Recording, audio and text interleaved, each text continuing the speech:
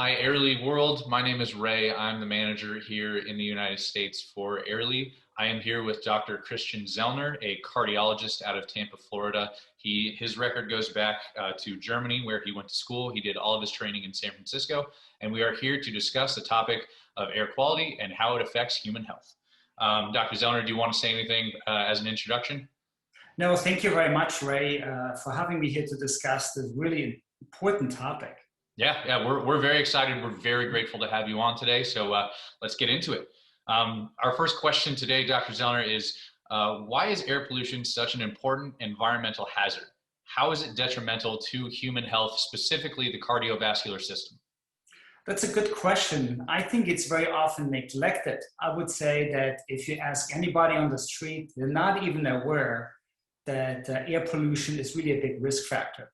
Yeah. And it obviously stems from the fact that we live in America, where the air pollution is relatively low compared to other countries such as India or China. It's a very important risk factor because a recent release was done by the American College of Cardiology and the European Society of Cardiology that's a very important risk factor and responsible for up to 20% of cardiovascular deaths. So we don't know about this. We need to be better educated. Yeah, totally agree. It's definitely not a topic that you can walk around in the streets of any major American city and get really too many people to discuss in depth about the dynamics affecting human health related to air quality exposure. On that note, what do you think, in your opinion, is the most dangerous air emission that we are most commonly exposed to on a day-to-day basis, especially in terms of the cardiovascular system? It's very difficult to define that because we don't have good measuring tools. Yeah. Everybody's aware that where fossil fuels are used, diesel, coal, gasoline, there are some emissions and you eventually get them, but they can be put through the air up to several miles and you put them into your cardiovascular system. Yeah. We have a very convenient measurement factor, that's the particulate matter, but that's a conglomerate of compounds such as carbon monoxide. There is particles that are from emissions.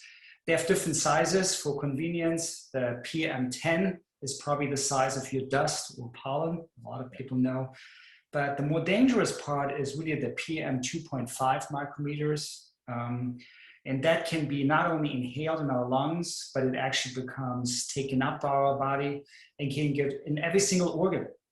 Even including the blood vessels in the heart. So we don't realize how much the exposure of that PM2.5 ends up in our bloodstream. Yeah. So can you kind of go into some detail for just some of the viewers that may not know the jaunter of the air quality world? When we say PM2.5 and PM10 and PM1, what are the numbers referring to? That's micrometer. And that's the size of the particles. That's often actually measured as a volume. That's how the sensors work. It's a very convenient sample. So the smaller the number, so the smaller the size. Okay. And cool.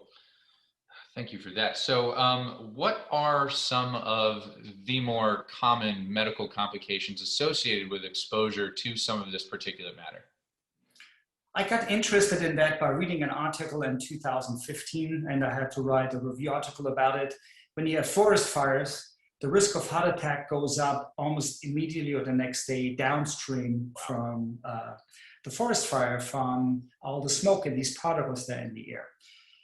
And it was a little bit hard to understand why that would happen. Traditionally, people have believed that smoke or bad air affects your lungs, and then your lungs work harder, it puts more strain on the heart, and then the heart all of a sudden fails. It's probably not that simple. Yeah. In the smaller particles, like the particle matter 2.5, gets through the lungs in your bloodstream. It causes blood vessel constriction, blood vessel hardening, long-term effects are vascular calcifications, and increases your blood pressure, increases your risk of stroke, increases your risk of heart attack. They can be both chronic as well as very acute.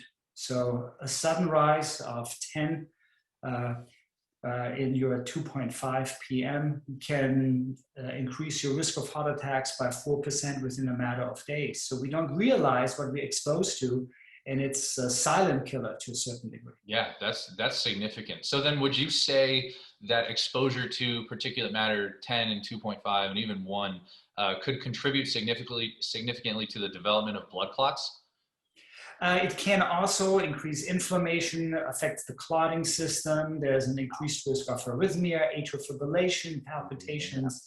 If you think about it, you want the cleanest air you can get, and you're not getting it. So we're not as aware about it. Matters how you can filter it out. HEPA filter is a very good example. It filters over 99% of these particles out, but you have to purchase them. Your significant other may not like the look in the room. It's loud. So that are things that are recommended by experts to have in your home. Just measure the air quality in your house. And who does that? Who checks the air quality in the house? I do. I'm crazy, but it may be something that not many people know and can do. Yeah, again, that kind of circles back to the average American, the lay person doesn't know that much about the dangers of air quality. So on that note, I kind of want to dive into the populations that air quality can impact the most heavily. I know you said, obviously people with cardiovascular complications are most at risk if exposed prolonged to particulate matter. Are children or pregnant mothers at any more significant risk health-wise when being exposed to air pollutants like this? It's important to recognize it affects everybody. Okay. But there's a clear relationship in preterm births with women that get exposed to high level of exposure. That can be gas sources in the house with the pollution inside your own home. Yeah. If you think about other countries, there is probably 90% of the total population have levels that are above what the World Health Organization recommends should be the threshold. So that's families that cannot afford to have the cleanest energy in their home. It burns, it gives particulates in the air, and then there's a child development, child height, child health, and so it's very affected. Now, after birth, it's even more important because the lungs of little kids and babies develop, and if they're exposed to a lot of pollution, it's not very helpful for them to develop naturally. So childhood asthma is directly related to that. It's very important that we realize that and can have options how to reduce the amount of exposure. Yeah, definitely. So then I would imagine that if we were to take a look at some of the data that involved medical conditions in a population associated with the cardiovascular system and the respiratory system, that if we overlaid that with a map of communities in a city that were experiencing or exposed to higher levels of air pollution versus other areas of the city, that they would probably coincide pretty similarly, correct? I imagine that lower income properties are associated with more industrial development, which are also associated with lower income communities and housing developments, which often relates directly to more exposure to air pollutants. So would you think that there is very likely a correlation between those factors and people who are suffering more so from cardiovascular and respiratory complications than people who are not? Yeah, absolutely. We know that. There's actually been proven, it's a fact, that if your air pollution is bad, you have preterm labor, you have premature births, you have asthma in children, you have increased mortality in elderly, there are people with pulmonary or cardiovascular disease that are very vulnerable. But you also have to remember the air can change. So one day it's over one area and the wind takes it apart and it goes maybe in your neighborhood. So it's not only a problem of people that are poor income or live in certain areas. The air is really what we all share. So it's important that if you let the air quality go down, it will affect everybody eventually. Yeah, and I know on that note, I know just living in Phoenix here, we live in a valley. It's very dry. It's an arid environment. And a lot of the air pollution that we produce in the summer, because we don't have a whole lot of meteorological events during the summer months when it's hottest, the pollution just kind of stays stagnant out here. I know in Florida, where you're located, you guys have several natural carbon sinks in the state. It's a very green state. You have a lot more plant life than we do here in Phoenix. You have the ocean that is a natural absorber of a lot of air pollutants. So what would you say to the normal, the unaware layperson here in the United States living in an environment like Phoenix or in Southern California where air pollution tends to stay stagnant for long periods of time, what would you say to them would be some of the better strategies to avoiding exposure to air quality, poor air quality? First, I want to comment on Florida. We're very lucky. I mean, the air is very good most of the time, but there's also people outdoors a lot. So when your air quality worsens, and there are conditions where that can occur with ozone or other particulate matter that can rise a little bit, we know that just an increase by 10 within the relatively normal range also increases risk of cardiovascular mortality. We have older patients that ride their bicycles out there all day, feel very happy about how much exercise they got. They don't even know what the air is around them. So that's important. Now going to some of the risk areas that you already mentioned. I'm sorry you live in Phoenix, but I heard it's a beautiful city. It's for like 3 months out of the year. The American College of Cardiology had a report that made certain recommendations. There's a lot of things you can do, but nobody thinks about. We all think about drinking water, which is actually very safe in the United States. People have a million filters and whatnot. Nobody touches their home furnace filter, tries to have an efficient filter to filter particles out in their home. Not that many people have room filters, or if they have them, they don't change the filters. Cars are sold with a very basic air filter in the cabin. So if you're out in a lot of traffic, maybe you should recirculate the air, have a really high quality air filter like German products. Nice. I use one of those, and they are cheap. They cost you $20. They last you for a year, but they really filter out a lot of the pollutions. And you can also wear an N95 if you're out on the street. That people get used to that now with the pandemic. But if the air quality would be terrible, you can wear that. You see that not uncommonly in China. Here, first we thought about it, looks a little bit odd, but if we start polluting our air more and more, maybe we have to get used to that here too. Yeah, and so great segue. I wanted to ask you a few questions about poor air quality, specifically particulate matter and ozone and carbon monoxide, three extremely common airborne emissions at ground level here in the United States. How do you think, or how do you know, you are the cardiologist, what is the relationship between those emissions and the worsening of the symptoms of respiratory illnesses like COVID-19? Are they seriously impacting the people who have this illness? Oh, absolutely. If your ozone level goes up, if you have respiratory disease, you should stay home. We have public warnings, but you have to understand that's at pretty high level. This is not the intermediate level. This is a high warning levels that you absolutely should stay home. So there's still an increased risk when you're out on the street when the levels are intermediate. So this is not necessarily absolutely safe, but it's considered acceptable risk. Ozone, of course, causes some inflammation, stress of your lung, and once your lungs get stressed, it can also affect inflammation of the cardiac vasculature. Things can happen. We had here locally a exposure to hydrogen sulfate with decay of fish. It's called the red tide.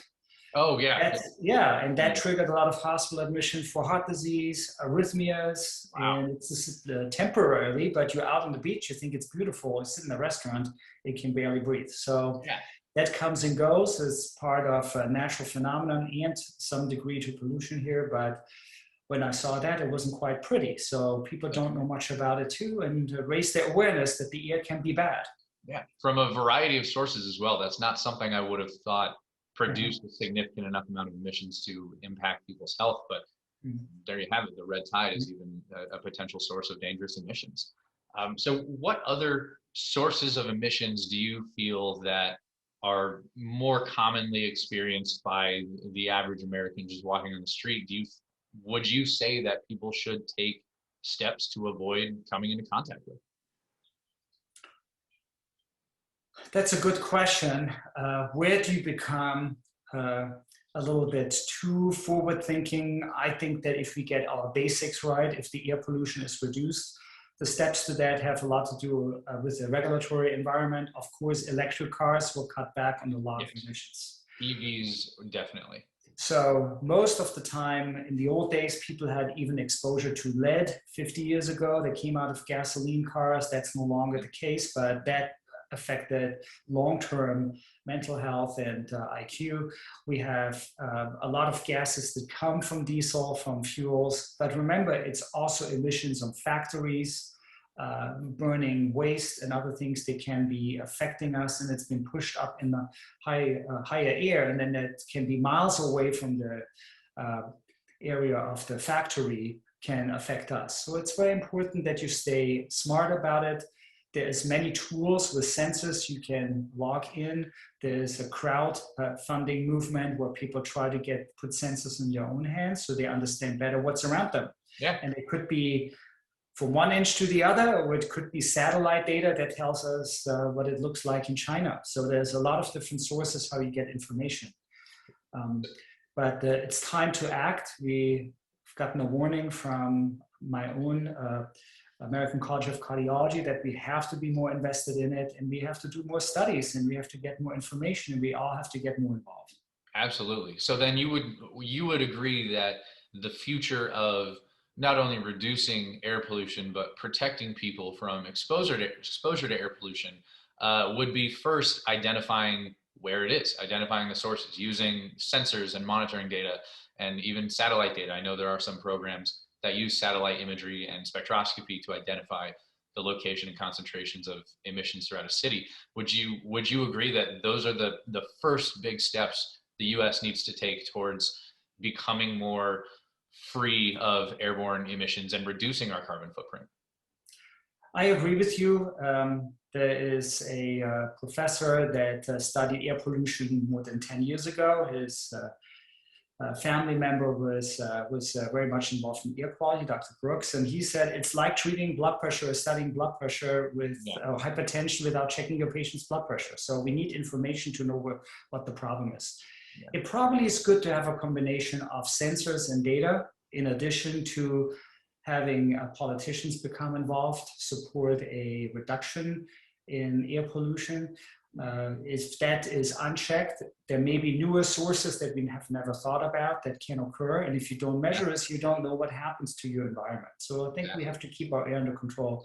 Again, there's really no safe level. There's probably a low risk level, but the lower is probably better. Yeah, I believe actually on your comment that the EPA, the NAAQS, the National Ambient Air Quality Standards, I believe they are the safest levels, not the no risk levels, because like you said, there are no risk levels. The standards they set for these emissions are the most likely to not have as many health risks associated with them with exposure.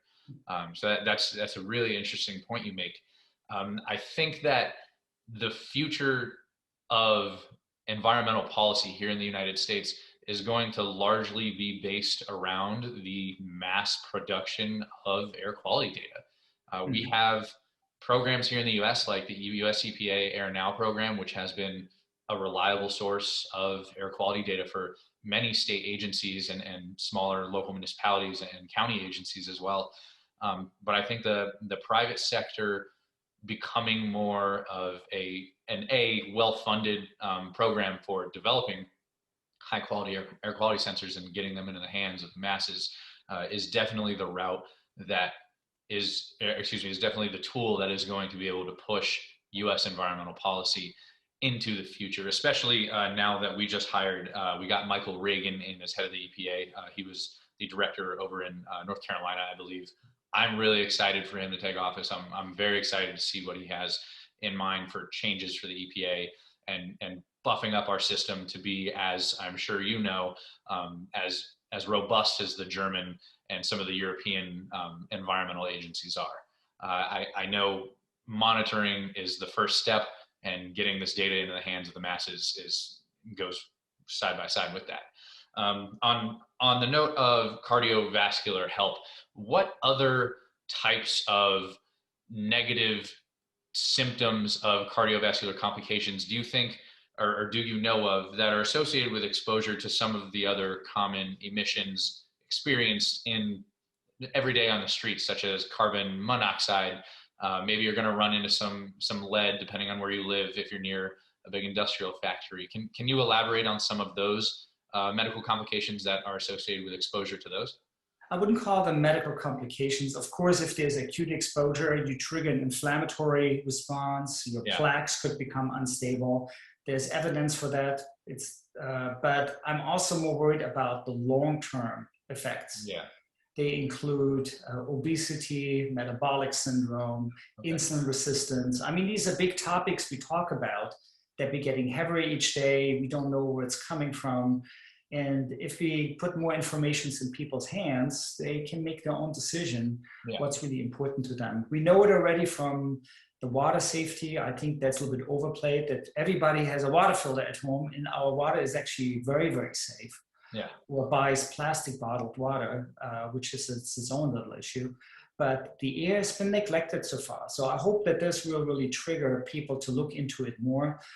In order to do high quality studies, it requires funding and support from many different groups. And I think the support is there from the American Heart Association, American College of Cardiology, that's a big deal. It's really one of the top 4 risk factors for heart disease or stroke. And it's important that we just act upon it. Yeah, I agree. And you bring up a really interesting point that air quality doesn't just affect human health, it affects our environment as well. You bring up the fact that we have really, really good water filters around the United States. We have notoriously fairly good quality water here in the States for drinking water, but non-drinking water, non-potable water that is collected in areas with high levels of pollution that produces acid rain. And when that falls into the ground, I mean, that causes the acidification of the soil. That can affect crops. The chemicals that are absorbed by the crops that do manage to grow are then consumed by whoever goes on to purchase or consume those produce. There's an entire chain of events that's all linked to air pollution. It's really interesting to see, and I know obviously neither of us are agricultural professionals, but it's interesting to see the comparison between how directly coming into contact with some of these emissions affects the human body, and how the secondary effects can impact the human body. That's a conversation for another time, but that's fascinating to me. I want to wrap this up with one final question for you, Dr. Zellner. You have been awesome today. Given your cardiovascular profession, given your experience in the medical field, what would you say are some of the best tactics a family can use to reduce their carbon footprint and reduce their exposure to any kind of emissions that could potentially put their health at risk? That's a very complicated question, but let me try it a little bit.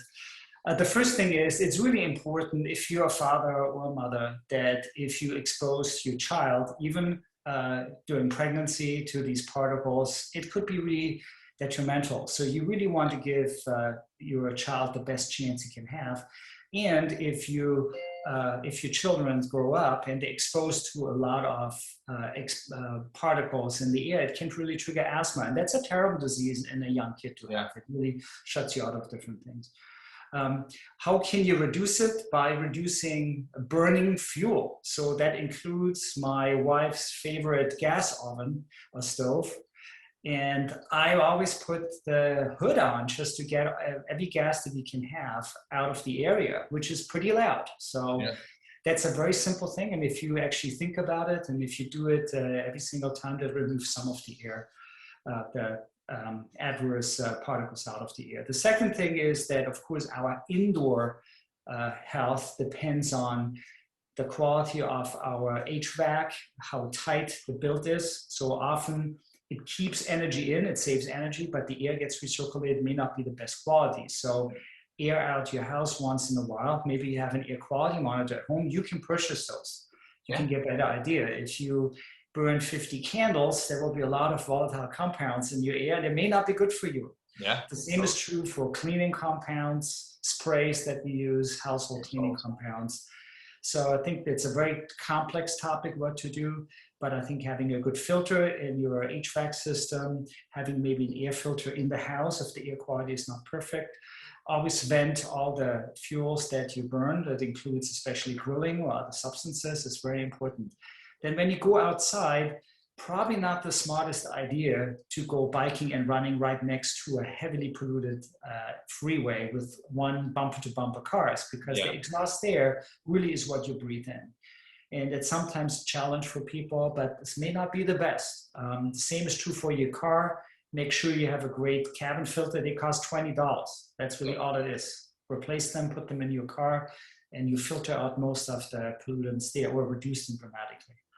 And then, as you mentioned already, you can go online to Air Now and you get information. What's the air quality in my area? Yeah. And Or I on get it. AirTalks. You can go on AirTalks. Yeah. Or Ellie, yeah. You look at your air quality, and that may change day by day, hour by hour. Definitely. So if you're planning on a big biking trip or hiking and you want to see how the air quality is, just check what the exposure is. Absolutely. In Florida, we go out and check what the UV exposure is before we go out boating and put more sunscreen on. Maybe the same thing you have to do if you exercise outdoors or hike or bike or do one of these things. Definitely. And Dr. Zellner, you have been awesome today. Thank you so much for taking your time with us. Everyone who came in to view this video, thank you so much for your time. I will attach a few links to the bottom of this video in the description for several studies that Dr. Zellner has recommended. If you're interested in reading further about the impacts of poor air quality on human health and the environment. Again, Dr. Zellner, thank you so much for your time. Everyone that came to view, thank you so much. Thank you, Ray. Thank you.